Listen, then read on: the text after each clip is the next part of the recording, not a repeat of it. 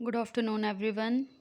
तो अब हम अपने नेक्स्ट 20 क्वेश्चंस पे आ जाते हैं। सबसे पहले क्या आ गया, और इससे पहले वाले जो मैंने आपको 20 क्वेश्चन बताए हैं, अगर आपको उनसे रिलेटेड कोई भी क्वेश्चन या डाउट है तो आप मुझे कमेंट करके बोल सकते हैं। और एक चीज़, हाँ, उसमें मैंने एक चीज़ गलत बोल दी थी। वो क्या था कि जो मैंने आपको बताया था, ये वर्निकी और ब्रोका एरिया का, जो मैंने गलती से हिपोथैलेमस बोल दिया था, वो क्या था, टेम्परल लूप में होते हैं ये, ठीक है। राइट साइड पे क्या है, ब्रोका एरिया है, जो कि कंप्रीहेंशन के लिए प्रोडक्शन के लिए यूज़ होता है। और वर्निकी एरिया क्या है, लैंग्वेज को डेवलप करने के लिए, यानी कि कंप्रीहेंशन के लिए यूज़ होता है। और जो मैंने हिपोथैलेमस बोला था वो गलती से बोल दिया था, उसमें क्या था, दो मेन चीज़ें हैं उसमें, लेटरल और वेंट्रोमेडिकल हिपोथैलेमस। लेटरल में क्या होता है कि जब एक इंसान को भूख लगती है, वो किस क्यों रिस्पॉन्सिबल होता है, लेटरल। और जो वो भूख को कंट्रोल करते हैं कि हमें लगता है बस अब हमारा मतलब पेट भर गया है, सेटिस्फेक्शन हो गई है, वो क्या है, वेंट्रोमेडिकल। अगर किसी का लेटरल हेमिस्फेयर क्या हो जाए, अगर थैलेमस क्या हो जाए, डैमेज हो जाए, तो उसको भूख ही नहीं लगेगी। और अगर इसका किसी का ये वेंट्रोमेडिकल डैमेज हो जाएगा तो उसको इतनी ज़्यादा भूख लगेगी कि वो खाता ही रहेगा और ओबेसिटी वगैरह हो सकती है। और हिपोथैलेमस का एक और मेन रोल था, वो क्या, 7 डिफरेंट हार्मोन्स रिलीज़ करता है, ठीक है, जो कि पिट्यूटरी ग्लैंड के साथ उसको कनेक्ट करते हैं। नेक्स्ट आ गया, अब चलो अब नेक्स्ट आ जाते हैं। 21, ये क्या आ गया, which of the following describe A scientific study in psychology. Scientific study in psychology, ठीक है, कौन सा इनमें से डिस्क्राइब करते हैं साइंटिफिक स्टडी को। और ये क्या, हमारे MSQ हैं, ठीक है। A study that is in line with empirical approach, ठीक है, एम्पेरिकल अप्रोच तो होनी चाहिए। अगर साइंटिफिक स्टडी की जिधर भी आप बात कर रहे हैं तो एम्पेरिकल होनी चाहिए, मतलब जिसके कुछ जो मैथमेटिकली हम प्रूव कर पाएँ, ठीक है। तो इसका आ गया a study that does not have potential for replication, नहीं। A study that employ measurement that is affected by personal bias, भी नहीं होना चाहिए। A study that can be reproduced and same result as generated on reproduction, ठीक है, ये भी है। अगर जैसे मैंने आपको पहले वाले में बताया था IQ का MA/CA/100, तो अगर हम उसको दोबारा से कुछ, अगर दोबारा से रिजल्ट निकालते हैं तो वो क्या होना चाहिए, रीजनरेट होना चाहिए उसका रिजल्ट। तो ये क्या आ गया, इसका A एंड D। नेक्स्ट आ गया आपका, which of the following is not related to qualitative approach. कौन सा है इसमें से जो क्वालिटेटिव अप्रोच के साथ रिलेट नहीं करता है, ठीक है। अब ये क्या आ गया, क्वालिटेटिव अप्रोच क्या आ गई, जिसमें क्वालिटेटिव और क्वांटिटेटिव थी ना, क्वालिटेटिव आ गया जिसमें हम कैटेगरीज वगैरह को क्या करते हैं, स्टडी करते हैं, ठीक है। अब इसका क्या आ गया, सबसे पहले नॉट फोकस ऑन लिव्ड, कौन सा नहीं करता है, not focus on lived lived experience of the research participant, ठीक है। Not include of reflexivity in research, ठीक है। तो उसके बाद थिक डिस्क्रिप्शन ऑफ एक्सपीरियंस, ये तो होता है। कंटेक्चुअल अंडरस्टैंडिंग भी होती है, तो इसका क्या है, A एंड B, ठीक है। नेक्स्ट आ गया 23rd, which of these stages is are a part of general adaptation syndrome, GAS, ठीक है। अब इसका मैंने आपको बताया था, ये कुछ SCLY से ऐसे करके उनका नाम था जिन्होंने ये GS मॉडल दिया था। अब इसकी 3 स्टेजेस थी, अलार्म रिएक्शन थी, रेजिस्टेंस थी और एग्जॉशन भी थी, बट ये नहीं थी। अब देखो इसमें क्या होता है कि जैसे कुछ सिचुएशन आती है, ठीक है, जैसे किसी की शादी है, ठीक है, सिचुएशन मतलब कुछ काम आ जाता है, ठीक है, अलार्म रिएक्शन आ गई, तो फिर स्टेज ऑफ रेजिस्टेंस क्या थी, ऐसे था। फिर ये रेजिस्टेंस मतलब एक बैलेंस रहता है, होता रहता है काम, ठीक है। और फिर उसके बाद स्टेज ऑफ एग्जॉशन आ जाती है। एग्जॉशन में क्या हो जाता है कि बर्न आउट हो जाता है, ठीक है। अब मैं इसका दिखाती हूँ, ये मैंने आपको स्ट्रेस में करवाया था ये मॉडल, और ये मॉडल बहुत इंपॉर्टेंट है। ये रहा देखो, GS मॉडल, ये कब आया था, 1956 में। 3 स्टेजेस थी, अलार्म रिएक्शन थी, स्टेज ऑफ रेजिस्टेंस था, स्टेज ऑफ ये। और अलार्म रिएक्शन क्या हो गई, मतलब अडर्नल पिट्यूटरी कॉर्टेक्स सिस्टम इसमें क्या होता था, एक्टिवेट हो जाता था। और उसके बाद रेजिस्टेंस स्टेट कौन मैनेज करता है, पैरासिम्पैथेटिक नर्वस सिस्टम, पैरासिम्पैथेटिक होता है, एक सिंपैथेटिक होता है। एग्जॉशन स्टेट में क्या होता है कि कॉन्टीन्यूस एक्सपोजर की वजह से क्या होता है, जो एडिशनल फिजियोलॉजिकल इफेक्ट होते हैं, make the system become ineffective हो जाता है सिस्टम, कहाँ, एग्जॉशन स्टेट में। तो ये इसकी 3 स्टेजेस थी, ठीक है। देखो ये सीधे से क्वेश्चन आया हुआ है, अब वो पता नहीं पूछेंगे कि नहीं, बट सैम्पल पेपर में बिल्कुल ईजी तरीके पूछा है इन्होंने। अब आ गया एन इल्यूजन क्या होता है, ए फॉल्स और irrational belief maintain despite clear evidence on the contrary, नहीं, फॉल्स और इरेशनल बिलीफ तो ये बिल्कुल नहीं होता है। और सेकंड क्या आ गया, false perception that occur in the absence of objective stimulus. तो जो इल्यूजन होता है वो फॉल्स, हम मतलब गलत हम परसीव तो करते हैं, बट उसमें स्टिमुलस क्या होता है, प्रेजेंट होता है। और इन्होंने क्या बोला है, ऑब्जेक्ट स्टिमुलस एब्सेंट बोला है, तो ये भी नहीं है। An experience of a stimulus pattern in a manner that are factually incorrect. हाँ, ये हो सकता है कि किसी स्टिमुलस का हम ऐसा एक्सपीरियंस करें कि उसका क्या है, उसको हम इनकरेक्ट परसीव करें, ठीक है। जैसे कि एक रस्सी को हम एज ए स्नेक परसीव कर रहे हैं, बट उधर रस्सी होनी चाहिए, अगर रस्सी नहीं होगी, हम परसीव कर रहे हैं, तो वो हमारा क्या है, इल्यूजन नहीं है। Shared by people in the same perceptual situation, ये भी हो सकता है। अब जैसे कि पानी पे अगर धूप पड़ती है, वो शाइन करता है सिल्वर जैसे, ज़रूरी नहीं है वो मुझे ही दिख रहा हो, जो मेरे साथ बाकी के हैं उनको भी दिखेगा, तो वो बहुत सारे लोग उस चीज़ को वैसे ही परसीव करते हैं। तो ये जो फॉल्स और इरेशनल बिलीफ है, ये क्या होता है, आपका डिल्यूजन्स होते हैं। अब इसमें डिल्यूजन ऑफ प्रेस्टिक्यूशन होता है, और ग्रैंडियोस होता है, इसके भी डिल्यूजन के टाइप्स हैं, बट ये भी मैं आपको अभी नहीं बता सकती हूँ। जब नेक्स्ट मैं बिल्कुल टॉपिक वाइज चलूँगी, तो ये वीडियोस में मैं आपको बताती चलूँगी, ठीक है। और ये जो फॉल्स और इरेशनल बिलीफ क्या आ गया, आपके डिल्यूजन आ गया। और ये जो फॉल परसेप्शन, बिना हम स्टिमुलस के कुछ चीज़ परसीव कर रहे हैं, वो आपकी हेलुसिनेशंस होती हैं, जिसमें आपको कुछ आवाज़ें सुनाई देती हैं, कुछ चीज़ें दिखाई देती हैं जो कि होती नहीं है। तो वो क्या होता है, उनको चेंज करना मुश्किल हो जाता है, और वो सारी किस्में आपकी साइकोसिस में आ जाती हैं, ठीक है। जब बंदा रियलिटी से बाहर चला जाता है, वो साइकोसिस होती है। और न्यूरोसिस क्या होता है, जब रियलिटी के साथ कुछ चीज़ें मतलब गलत हो जाती हैं हमारी। और इसका क्या आ गया, सी एंड डी आंसर, ठीक है, 24 का। नेक्स्ट आ गया, in one way analysis of variance. Analysis of variance क्या आ गया, वन वे एनोवा आ गया, ये कल पढ़ा था, ये वन वे एनोवा। अब स्टेटमेंट इज़ ट्रू, कौन सी स्टेटमेंट ट्रू है। अब मैंने एफ़ वैल्यू आपको बताई थी, बट इतना डीपली नहीं बताया था जितना कि इन्होंने एफ़ वैल्यू के बारे में पूछ लिया हुआ है। If there is no treatment effect, F value will be equal to 1 in most cases, ये नहीं है। If there is no treatment effect, F value will be close to 1 in more sample, ये हो सकता है। Total number of square equal to within sum of square plus between sum of square, ये भी ठीक है। F ratio F ratio is defined, F ratio is as ratio between group variance and within group variance। अब देखो मैं इसका आपको बता देती हूँ, क्योंकि ये मैंने कल एफ वैल्यू बताई थी, बट इतना वो करके नहीं बताया था। अब जो एफ वैल्यू है ना, उसमें क्या है, 0 और 1 को हम क्या बोलते हैं, सिग्निफिकेंट लेवल किसको बोलते हैं, 0 और 1 को। और जो पी वैल्यू है, उसमें हम सिग्निफिकेंट लेवल क्या बोलते थे, 0.05 और 0.01, है ना। इधर ये क्या करते थे, हम हाइपोथेसिस को टेस्ट करने के लिए ये यूज़ करते थे, और एफ वैल्यू के लिए हम 0 और 1 लेते हैं, ठीक है, ये चीज़ याद रखना।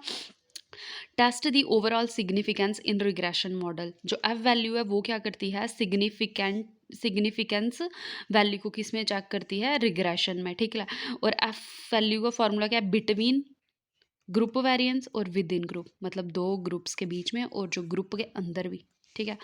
और one way ANOVA assess means of, और जो वन वे अनोवा वो कितने ग्रुप का मीन बताता है, 4 ग्रुप का मीन बताता है।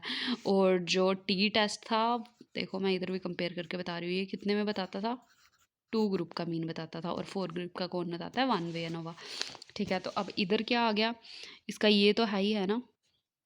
फिर आ गया total sum within sum of square plus between sum of square, ठीक है। F ratio between group variance and within group variance, ये भी ठीक है। तो इसका क्या आ गया, B C and D answer, ठीक है। अब नेक्स्ट आ गया आपका, ये भी आपके एम एस क्यू हैं, और ये 2 नंबर के हैं, ठीक है। अब देख लो 2 नंबर के हैं, तो नेगेटिव भी उतने ही जाएंगे जितने कि आपके पास पॉजिटिव आ रहे हैं, शायद 1/4 इसका वो है, नेगेटिव मार्किंग है। नेक्स्ट आ गया, which of the following is not correct about cognitive dissonance. अब कॉग्निटिव डिसोनेंस क्या हो जाता है कि जब हमारे बिलीफ और हमारे एक्शन के बीच में इनकन्सिस्टेंसी आ जाती है, जब एक इंसान बोलता कुछ हो रहा है और कल करता कुछ और है, ठीक है। जब उस चीज़ में इनकन्सिस्टेंसी आ रही है, तो वो क्या हो जाता है, एक कॉग्निटिव डिसोनेंस आ जाता है, मतलब कि कुछ कन्फ्लिक्ट आ जाता है उसको अपनी सोच को लेकर, ठीक है। अब इसका क्या, cognitive dissonance is found when a person is not able to execute his or her plan. नहीं, ऐसा तो बिल्कुल नहीं है, तो ये ठीक है, क्योंकि इन्होंने नॉट पूछा है। A person may change his or her behaviour to reduce cognitive dissonance, नहीं, वो अपने बिहेवियर को चेंज नहीं करता, बट वो कन्फ्लिक्ट आता है, जबकि वो इस चीज़ के साथ क्या करता है, फाइट करता रहता है कि ये सही है कि गलत है। Change in attitude can not reduce cognitive dissonance, ये भी नहीं है। Attitude does not apply any role in formation of cognitive dissonance, नहीं ये भी नहीं है। तो इसका क्या आंसर आ जाएगा? इसका आ जाएगा ए, सी एंड डी। ए पर्सन में चेंज हिज और हिज बिहेवियर टू रिड्यूस। अब एक पर्सन क्या करता है कि अपने बिहेवियर को चेंज करने की कोशिश करता है ताकि वो जो मतलब कन्फ्लिक्ट आ रहा है उसको अपनी सोच को लेके वो क्या हो जाए, कम हो जाए। ठीक है,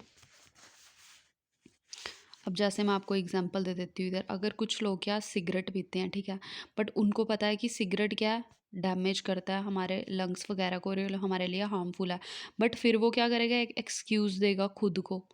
क्या कर रहा है, एक अपने बिहेवियर को चेंज करता है ताकि वो रिड्यूस हो सके। वो क्या करता है, कुछ एक्सक्यूज़ देता है कि हाँ मेरे मतलब दादा परदादा भी पीते थे, मेरे पापा भी पीते थे, उनको कुछ नहीं हुआ, वो आज तक अच्छे से जी रहे हैं। तो वैसे उस टाइप के एक्सक्यूज़, ठीक है, या कुछ बिहेवियर में कुछ नई चेंजेस लाता है ताकि वो कन्फ्लिक्ट कम हो जाए। जब आपके बिलीफ और आपके एक्शन में मेन इनकंसिस्टेंसी आ जाएगी तो उसको हम कॉग्निटिव डिसोनेंस बोलेंगे। नेक्स्ट आ गया, which of the following are correct statement about famous social psychology study. अब सोशल साइकोलॉजी स्टडी आपको, अब देखो अगर सोशल साइकोलॉजी पढ़ोगे तो ये आपको एक्सपेरिमेंट पता ही होंगे। अब जो Asch Solomon Asch used line adjustment task to study conformity. अब कन्फर्मिटी को जो वो करने के लिए, स्टडी करने के लिए एक्सपेरिमेंट यूज़ किया था ऐश ने। उसने क्या की थी, कुछ लाइंस यूज़ की थी। उसमें क्या था, मतलब कि एक जो सही जो एक्सपेरिमेंटर था वो एक ही था, मतलब जो सही हमने वो लिया था, स्टूडेंट लिया था, और बाकी जो थे वो अलग से बिठाए हुए थे उसमें। तो अब उनके हिसाब से वो चल के उसने क्या कहा था, कंफर्म कर दिया था। कंफर्मिटी क्या होती है कि बाकियों को देख के जब हम अपनी डेफिनेशन को चेंज कर देते हैं उस पर्टिकुलर कंसेप्ट को लेके, ठीक है। तो ये कंफर्मिटी का ये दिया था सोशल साइकोलॉजिस्ट ने। ये नहीं था, ये कोई प्रैक्टिकल नहीं था। और जो मिलग्राम का था ये ओबीडियंस पे था। पर इसमें क्या हो गया था कि पनिशमेंट थोड़ी ज़्यादा मतलब आ गई थी एक हिसाब से। कि ओबीडियंस क्या होता है कि जैसे हम अपने हायर अथॉरिटीज़ के ऑर्डर मान लेते हैं जबकि हमारा मन नहीं होता। अगर आपको प्रिंसिपल आपका बोल रहा है कि मतलब आज आपकी 1 घंटे एक्स्ट्रा क्लास लगेगी, बट वो ओबीडियंस की वजह से आपको क्या करना पड़ता है, मानना पड़ता है। ठीक है, मतलब हायर अथॉरिटी की वजह से आप जो चीज़ मानते हो वो आ गया। अब Darley and Latane used stimulated emerging situation to study helping behaviour. ये भी एक एक्सपेरिमेंट था, ठीक है। ये इन्होंने क्या किया था, इसमें बाईस्टैंड इफेक्ट बताया था। बाईस्टैंड इफेक्ट क्या था कि जैसे जैसे लोग ज़्यादा होते हैं तो जो हेल्पिंग बिहेवियर है वो कम हो जाता है। जैसे कि अगर कोई इंसान मतलब किसी इंसान को हेल्प चाहिए, अगर एक ही उधर इंसान अवेलेबल होगा तो वो उसकी हेल्प करेगा, बट जब बड़े सारे होंगे तो उनको लगेगा यार ये कर देगा ये कर देगा, वो क्या हो जाता है, बाई स्टैंड इफेक्ट हो जाता है। वो क्या करता है, तो इन्होंने बाई स्टैंड इफेक्ट को स्टडी किया था हेल्पिंग बिहेवियर के लिए। तो ये 3 स्टडीज़ हैं, इनको ऐश एक्सपेरिमेंट को और ओबीडियंस वाले को आप पढ़ लेना। ये सोशल साइकोलॉजी की इंपॉर्टेंट मतलब जो पूछे जाते हैं उसमें एक्सपेरिमेंट आते हैं, ठीक है। तो इसका है ए, सी, डी और बी नहीं है क्योंकि ये कोई एक्सपेरिमेंट नहीं था। नेक्स्ट आ गया कोरिलेशन। इसका मैंने आपको पहले ही बता दिया था, correlation coefficient between, correlation coefficient between variable M N R. अब देखो ये ले लेते हैं हम ऐसे करके, ठीक है, ये अपने ऐसे समझने के लिए। एम एन आर इज़, अब ये ले लिया आपने आर, एम एन और आर के बीच में क्या है, कितना कोरिलेशन है, 0.35। और जो कोरिलेशन कोफिशिएंट है पी और आर में, इस साइड पी ले लो आप क्योंकि माइनस में है, ये 0.45, ठीक है। ये माइनस में इस साइड को वेरिएंस ज़्यादा और इधर को कम है, ठीक है। P N R show more variance than M N R, ठीक है। पी एन आर है जो उनका ज़्यादा वेरिएंस है, मतलब ज़्यादा फैले हुए हैं वो एज़ कम्पेयर टू ये। फिर आ गया P N R less variance, तो ये इसके अपोजिट है, ये तो है नहीं, तो 1 है। Degree of association between M R R, between M and R, M N R is greater than P N R, ठीक है। तो ये भी ठीक है, डिग्री ऑफ एसोसिएशन इनके बीच में ज़्यादा है क्योंकि ये ज़्यादा पास है तो ज़्यादा एसोशिएट कर रहे हैं। P is better predictor of R than, predictor क्या आ जाता है, जो इंडिपेंडेंट वेरिएबल होते हैं, तो इससे ज़्यादा बेटर है एज़ कम्पेयर टू, तो ये, तो इसका क्या आ गया, ए, सी, डी। नेक्स्ट आ गया, a researcher willing to conduct regression analysis should be careful about the. अब देखो रिग्रेशन के लिए इसका मैंने आपको पहले ही बताया था बड़े अच्छे से, तो इसका आंसर है A, B and D, A, B and C. अब ये फार्मूले से ही पता लगता है। Presence of correlation between, correlation होना चाहिए प्रेडिकेट वेरिएबल्स के बीच में। हिट्रोस्कासिटी होनी चाहिए। हिट्रोस्कासिटी क्या थी? ये जो आपके एरिया था, ये इसकी कंसिस्टेंसी थी, ये हिट्रोस्कासिटी थी। मैंने पूरे उसको बड़े अच्छे से, जब मैंने आपको किसका करवाया था, ये रिग्रेशन का करवाया था, पूरे अच्छे से एक्सप्लेन किया, उसमें देख लेना इसको, क्योंकि अभी टाइम कम है और वीडियो बहुत लंबी होती जा रही है। अब social psychologist do not study social institution, ठीक है। The focus of social psychology is to study how various situation effect individual effect, ये भी ठीक है। तो इसका क्या आ गया? असर्शन भी ठीक है और इसका रीज़न भी ठीक है। Both assertion are reasoning are correct, but reason is correct and reason is correct explanation of assertion, ये भी ठीक है। तो इसका आ गया ABC, तो D नहीं है। नेक्स्ट आ गया आपका, suppose you are conducting an experiment to test Weber law, in which you ask participant to detect whether two lines are same or different length. If the length of the two standard line is 10 mm and 20 mm, for just noticeable difference then perceived line are। अब देखो इसका मैं बता देती हूँ shortcut करके। जो weber और फ्रेशनल लॉ है, ये क्या है? टू रिलेटिव हाइपोथेसिस हैं in the field of psychophysics, ठीक है। रिलेटेड टू, ये ह्यूमन परसेप्शन के साथ रिलेट करते हैं, और more specifically the relationship between the, और मोर इसमें क्या मतलब मेन क्या चीज़ लेते हैं कि जो एक्चुअल चेंज हो रही है स्टिमुलस में, उसके फिजिकल स्टिमुलस में क्या चेंज आ रही है और हम क्या परसीव कर रहे हैं, उनके बीच में है ये। अब देखो इधर एक एग्जांपल दे देती हूँ मैं आपको। जैसे कि इधर ये 4 बॉक्स हैं आपके पास, ठीक है। इसमें क्या है? 10 पॉइंट्स हैं, इसमें 20 पॉइंट्स है, इसमें 110 है, इसमें 120 है, इसमें भी 10 कम है इससे, और इसमें भी 10 कम है, बट इसमें हम ज़्यादा जल्दी परसीव कर पा रहे हैं कि ये 20 ये 10 है, इधर हमें पता लग रहा है। बट इधर क्या कर रहे हैं हम कि सेम ही लग रहे हैं, है ना। तो इधर हम कम परसीव कर रहे हैं और इधर हम बराबर ही परसीव कर रहे हैं। तो वैसे ही इन्होंने क्या पूछा हुआ है? इन्होंने लाइन्स के बारे में पूछा है कि अगर एक में आपको 10 mm दी हुई है और एक में आपको क्या दी है? 20 mm दी है, तो इधर क्या होगा? इसका क्या मतलब है? 1/10 ऑफ द स्टैंडर्ड लाइन, ठीक है, ठीक है। और सेकंड क्या बोला इन्होंने आपको कि greater amount of longer line, ठीक, ये भी ठीक है। हम लॉन्गर लाइन का ग्रेटर अमाउंट ले रहे हैं, lesser amount of longer line नहीं, डबल अमाउंट अब ये भी नहीं। तो इसका क्या है? A और B। वो जो मैंने लॉ बताया, एक बार इसको पूरे अच्छे से देख लेना ये लोग, ठीक है। नेक्स्ट आ गया अब आपका, which of the stimulus can not be use in aversion therapy. अब अवर्जन थेरेपी आपको पता होनी चाहिए, नहीं पता तो कमेंट करके बोलना, फिर मैं नेक्स्ट वीडियो में ये बता दूंगी। बट इसका क्या आ जाएगा? कौन कौन सी अवर्जन थेरेपी इन्होंने क्या बोली है? नहीं है। तो इसका आ जाएगा रिवॉर्डिंग विद ए स्वीट और प्लेइंग म्यूज़िक, ये अच्छी चीज़ें ये नहीं है। अवर्जन क्या होता है? जब हम किसी चीज़ को कम करने के लिए कुछ मतलब क्या बोल दूँ, अब जैसे ये इलेक्ट्रिक शॉक दे रहे हैं तो ये अवर्जन थेरेपी है। नोसिया प्रोड्यूसिंग, कुछ किसी चीज़ को कम करने के लिए अगर हम कुछ ऐसी चीज़ दे रहे हैं कि जिसकी वजह से बंदे को वॉमिटिंग वगैरह हो रही है, कुछ ऐसा ड्रग दे रहे हैं खाने में डाल के ताकि वो उस चीज़ को खाने को बंद कर दे, वो क्या आ गई? आपकी अवर्जन थेरेपी आ जाती है, उस टाइप की आती है। पढ़ लेना इसको एक बार। Which of these are component of working memory. अब वर्किंग मेमोरी का कौन कौन सा कंपोनेंट, अब मेमोरी का मैंने आपको नहीं करवाया, जब करवाऊंगी तो बता दूंगी, बट इसका मैं आपको बताती हूँ। ABC और एपिसोडिक मेमोरी खुद एक टाइप है किसकी? LTM की, ठीक है, लॉन्ग टर्म मेमोरी की। एपिसोडिक मेमोरी इसकी टाइप है, इसको भी पढ़ के जाना, आ सकता है क्वेश्चन, इंपॉर्टेंट टॉपिक है। When the pigeon in the Skinner box is first जब पिजन था जो स्किनर बॉक्स में, उसको पहले रीइंफोर्स किया 30 सेकंड में, फिर 10 में, फिर 25 में। तो ये क्या हो रहा है? कौन सी लर्निंग हो रही है? अब मैंने लर्निंग भी तो नहीं करवाया आपको, बट बता देती हूँ। लर्निंग में क्या होता है? जब आपकी इंटरवल एक फिक्स रेशियो होती है और एक क्या होती है? Variable ratio. जब वेरिएबल रेशियो होती है तो उधर क्या होता है कि जो आपकी मतलब एक्सटिंक्शन होती है कि किसी बिहेवियर को कम करना या ख़त्म करना, वो क्या होता है? बड़ा मुश्किल हो जाता है, ठीक है। अब ये क्या आ गया? Moderate at fairly constant rate, ठीक है। एट स्लीप राइज नहीं, रेजिस्टेंस टू एक्सटेंशन नहीं, मच स्लोअर एक्सटेंशन, ठीक है। तो इसका A and D, ठीक है, इसका A and D है। नेक्स्ट आ गया, which of the following is true about operational definition. अब ऑपरेशनल डेफिनेशंस क्या होती हैं ना, जिसमें हम किसी चीज़ का प्रोसीजर या प्रोसेस बताते हैं, या फिर और फिर हम उसको क्या कर सकते हैं? ऑब्जर्व और मेज़र भी कर सकते हैं। ये रहा, अब देखो ऑपरेशनल डेफिनेशंस क्या हैं? प्रोसीजर, एक्शन या process by which it could be observed and measure, जिसकी वजह से हम ऑब्जर्व और मेजर करते हैं। जैसे एंग्जाइटी है, उसको हम कैसे मेजर करेंगे? टेस्ट स्कोर की हेल्प से कुछ उसके सिम्टम ले लेंगे। विड्रॉ फ्रॉम ए सिचुएशन हो जाता है इसमें। Activation of sympathetic nervous system, जिसमें हम प्रोसीजर, एक्शन और प्रोसेस को डिफाइन करते हैं या ऑब्जर्व करते हैं या मेजर करते हैं। वो क्या हो जाती हैं? आपकी ऑपरेशनल डेफिनेशंस हो जाती हैं। तो ऑपरेशनल डेफिनेशंस इन्होंने क्या बोला? ट्रू क्या है उनके रिगार्डिंग। इधर क्या आ गया? Operational definitions allow transition of conceptual definition construct into measurable variable. ठीक है।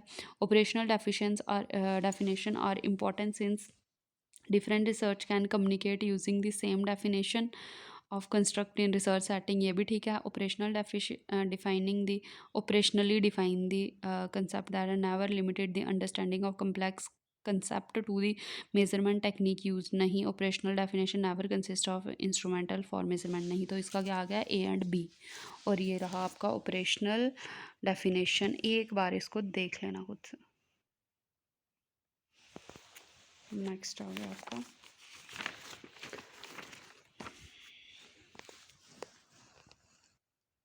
विच of the following is related to narratives in psychology. अब नरेटिव्स क्या होते हैं साइकोलॉजी में?